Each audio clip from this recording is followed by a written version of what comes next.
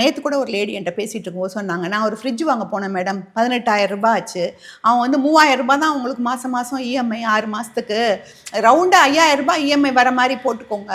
So இன்னும் ஒரு 20,000 நான் உங்களுக்கு பொருள் கொடுத்துட்றேன், உங்களுக்கு ஒரு வாஷிங் மிஷின் தரேன், உங்களுக்கு ஒரு ஃபேன் தரேன், ஒரு அயன் பாக்ஸ் தரேன் அப்படிலாம் சொன்ன உடனே இவங்களுக்கு ஓ 3,000 பதில் 5,000 அவ்வளோதானே, சரி கட்டிடலாம் அப்படின்னு சொல்லிட்டு எல்லா பொருளும் வாங்கிட்டு வீட்டுக்கு வந்துட்டாங்க. வீட்டுக்கு வந்து இப்போ 3 வருஷம் ஆகுது, அவங்களால கட்ட முடியல. வாங்கிட்டு வந்த நேரமோ என்னமோ தெரியல, வீட்டில் மாற்றி மாற்றி உடம்பு சரியில்லை, எத்தனையோ பிரச்சனைகள். அவங்க ஹஸ்பண்ட் வந்து ஓலா கார் ஓட்டுறாரு, அதில் வந்து நிறைய காரில் நிறைய பிரச்சனையாகி அதுக்காக செலவாக போச்சு.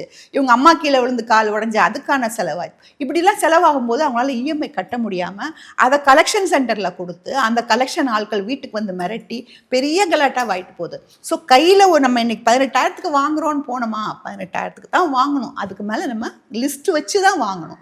அதே மாதிரி நம்ம கூடிய வரைக்கும் கிரெடிட் கார்டை யூஸ் பண்ணாமல் டெபிட் கார்டு யூஸ் பண்ணி வாங்கணும். அப்போ நமக்கு அந்த கிரெடிட் கார்டு கடனுக்குள்ளே நம்ம போய் விழறதை நம்ம அவாய்ட் பண்ண முடியும். அது தவிர நம்ம கடன் வாங்காமல் முடியாதுங்க. இன்னைக்கு டாடா பிர்லானாலும் சரி, அனில் அம்பானி அதானினாலும் சரி, கடன் வாங்கி தான் லைஃப்பை நடத்த முடியும்னு ஆகிப்போச்சு.